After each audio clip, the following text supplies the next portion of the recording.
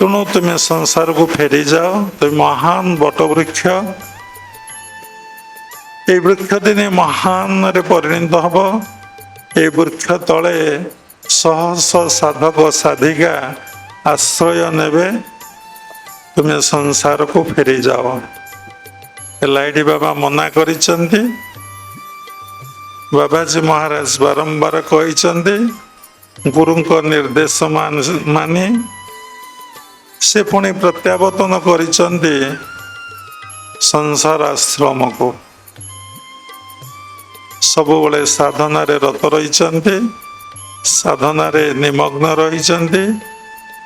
ଧୀରେ ଧୀରେ ତାଙ୍କ କଥା ସମସ୍ତେ ଜାଣିଗଲେ।